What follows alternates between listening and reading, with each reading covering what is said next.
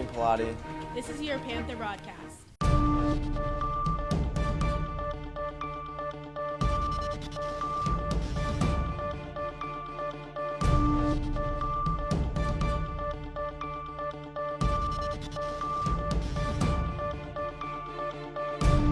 I'm Thomas Runner, And I'm Jameson Jensen. and this week we'll be hearing from March for Life, in-house, and seeing if you know these movie quotes. Now over to Ashley and Victoria with the March for Life. I'm Victoria. And I'm Ashley, and this is our segment on the March for Life. On Thursday, January 22nd, 2015, the annual March for Life was held in Washington, D.C. on the National Mall. The March for Life commemorates an important date in abortion history.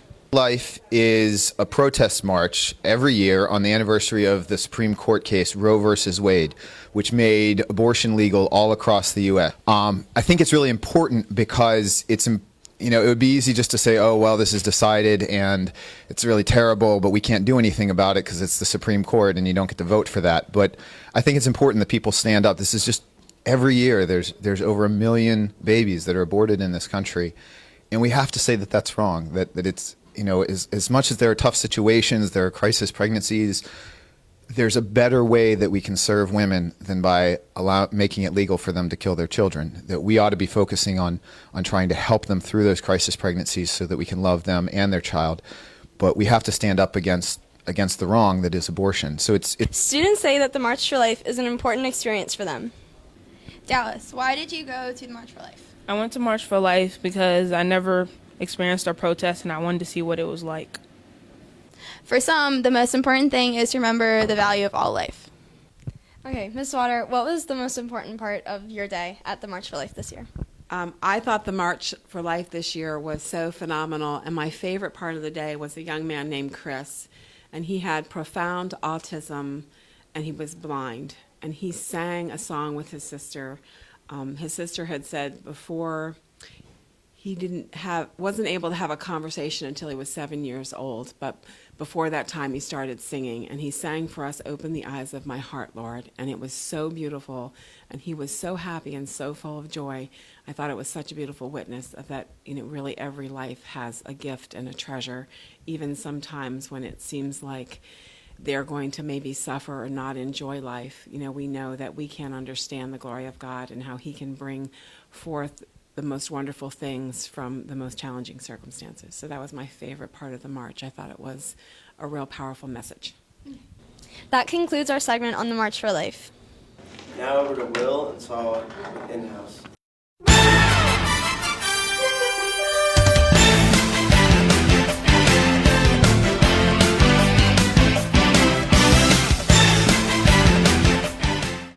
I'm Will McCluskey here with Mr. Lorenz. Hey. Mr. Lorenz, this is your first year of in-house of managing it. How's it going? I think it's going pretty well. We've been able to do a lot of good things. We made some rule changes to the game and also some sort of managerial changes that Mr. Palumbo and I talked about, and I think it's working out pretty well. All right. Here with senior Josh Cervelli. Josh, what makes in-house so fun? Just being able to play other people here, not having to dedicate to an actual basketball team, and just having fun with some teachers too. What teachers are you having fun with? I'm having fun with my boy, Mr. Lancaster. All I gotta do is put that bounce pass down to him. Chapel Hill, all the way. Yeah. I'm Charlotte Adekoya here with Avery Summerton. Avery. I see you have an injury due to in-house. How do you figure that's going to impact your team? Well, we're undefeated right now, but we might lose every game now that I'm out because I'm Kobe and everything. But I think we could do pretty good. But then again, I am Kobe, so we might lose every game. When do you think you'll be back? Around playoff time, just in time to win a ship for my squad. You know what I'm saying? I average 30 a game. I'm the greatest. All right, thank you.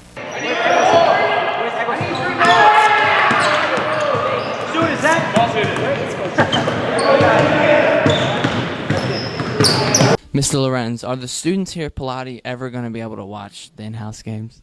Yeah. So here's the thing. What we found last year was that when we had student spectators, the athletes playing ended up playing more towards the fan base. So if they missed a couple shots, some of the fans would start yelling at them and harassing them. And so then they'd want to try and make up for that and then take more shots. And the quality of the basketball got really, really bad. And it also made people really super defensive about their play. So then there would be a lot more trash talk, a lot more jawing at officials. And we found in the first 3 weeks of the season, way, way, way less jawing at officials, way more sportsman-like attitudes. And so that's been a really welcome change. That said, we really like being able to play for the other students, for spectators. So when we get to the playoffs, which is going to be end of February, early March, we're going to definitely open up the gym to let other students watch. Okay, thank you.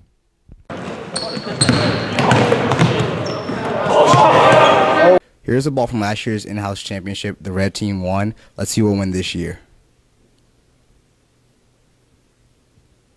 Now over to Tamila and Tony to see how well you can identify these movie quotes.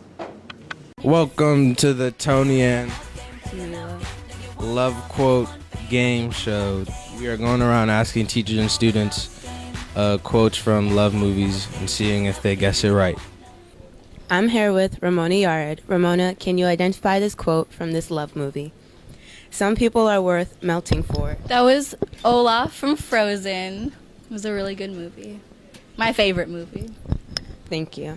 It says here, a woman's heart is an ocean of secrets. What movie is this from? Romeo and Juliet.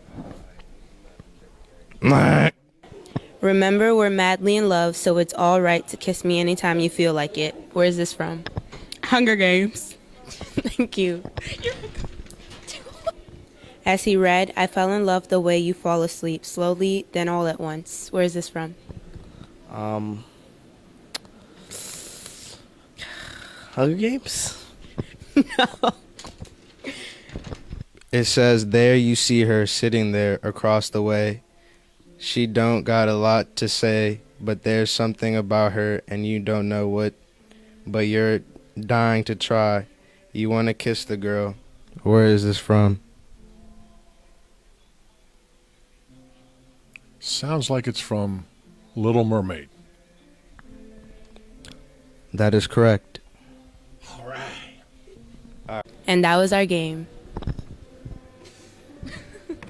In world news, New Englanders began to clean up and dig out Wednesday after the blizzard slammed the region with close to 3 feet of snow. High winds caused power outages and toppled seawalls. Speaking of the blizzard, in Rhode Island, the headmaster of the Moses Brown School sang the announcement of no school to the tune of Let It Go. Malaysia officially declares the missing flight's passenger and crew presumed dead, although the search continues. A new census claims that over 6 million children, which is about 1 in 5, are on food stamps. This is the largest number since 2008. I'm Thomas Runner. And I'm Jameson Jensen. Have a good day, Pilati. Later.